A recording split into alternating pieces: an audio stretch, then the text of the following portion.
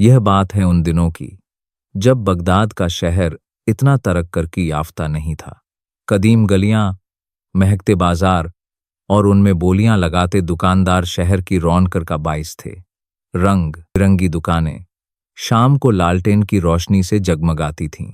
Baghdad का शहर अपनी रोशनी, इल्म और तहजीब के लिए दूर दूर तक मशहूर था। तंग गलियों में इल्म की महफिलें सजती थीं, मसाजिद में दरस होते थे और हर तरफ कलम की खराश और इल्म की बातें सुनाई देती थीं। इसी शहर के एक पुराने और सादगी भरे मोहल्ले में अली नाम का एक दुबला पतला लड़का अपनी बीमार मां के साथ रहता था। उनका घर छोटा था। घर में न ज्यादा सामान था, न आराम की सहूलतें। उसकी आंखों में ख्वाब थे, लेकिन जिंदगी की मुश्किलात उन ख्वाबों को रोज आजमाती रहती थीं। मगर मां की मोहब्बत और दुआओं की गर्माहट उस छोटे से घर को रोशन रखती थी। दिन भर वह बाजार में छोटे मोटे काम करता, कभी किसी का सामान उठाता, कभी दुकानदारों की मदद करता। रात को जब वह थका हारा घर लौटता, अपनी थकान भूलकर मां की खिदमत करता। उसकी कुल कायनात सिर्फ उसकी मां थी।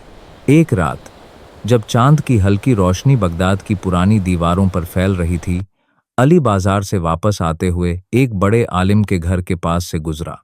अंदर से रोशनी और हल्की आवाजें आ रही थीं। तलबा हल्के में बैठकर दरस सुन रहे थे। अली रुक गया और दूर खड़े होकर चुपचाप सुनना शुरू कर दिया। उस रात से अली की जिंदगी बदल गई। हर रात वह उस घर के बाहर बैठ जाता, ठंडी जमीन पर बैठकर दरवाजे के पीछे से दरस सुनता। कभी उसकी आंखों में नींद भर जाती, लेकिन जैसे ही आलिम की आवाज तेज होती, वह फिर होशियार हो जाता। दिन गुजरते गए। अली दिन भर काम करता और रात को इल्म हासिल करता। उसका चेहरा थकान से भरा होता, मगर दिल रोशन होता जा रहा था। एक दिन आलिम साहब ने महसूस किया कि दरवाजे के बाहर कोई रोज आता है।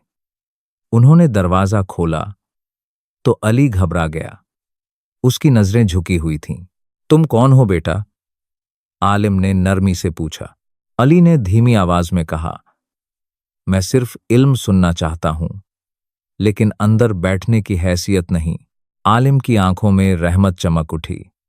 उन्होंने मुस्कुराते हुए कहा, इल्म किसी अमीर या गरीब का नहीं होता। और वह अली को अंदर ले आए। अली चमकती आंखों के साथ सब कुछ देखता रहा। यह सब उसके लिए बिल्कुल नया था।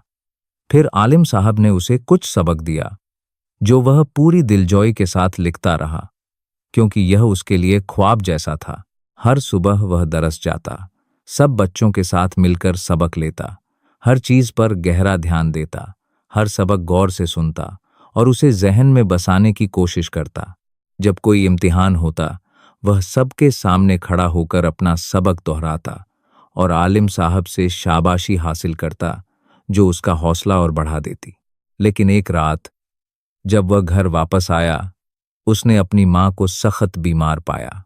मां की तकलीफ देखकर वह टूट गया और उसकी आंखों से आंसू बह निकले। मां बहुत कमजोर हो चुकी थी। जब वह मां के पास बैठा, मां ने धीरे से कहा, बेटा, तुम थक जाते हो, शायद तुम्हें अपनी पढ़ाई छोड़ देनी चाहिए। अली का दिल टूट गया। उसके सामने दो रास्ते थे, मां की खिदमत या इल्म का सफर। उस रात उसने सारी रात सोचा और आखिर फैसला किया कि मां की खिदमत सबसे पहले है। वह अपनी मां की खिदमत में लग गया। दरस के वक्त वह मां का ख्याल रखता, उनकी देखभाल करता, हर जरूरत का ध्यान रखता। आलिम साहब ने उसकी कमी महसूस की और खुद अली के घर पहुंच गए। उन्होंने देखा कि अली अपनी मां की खिदमत में मसरूफ है। अली उन्हें देखकर खड़ा हो गया। जब आलिम साहब को पता चला कि अली दरस क्यों नहीं आ रहा, तो वह बहुत मुतासिर हुए। मुस्कुराकर कहा, यह भी इल्म है, सबसे बड़ा इल्म वालिदैन की खिदमत। उस दिन के बाद आलिम ने अली की मदद शुरू कर दी, उसे किताबें दी और कभी कभी खाना भी भेजने लगे। अब अली अकेला नहीं था। वक्त गुजरता गया। अली लगन से अपना सबक याद करता रहा।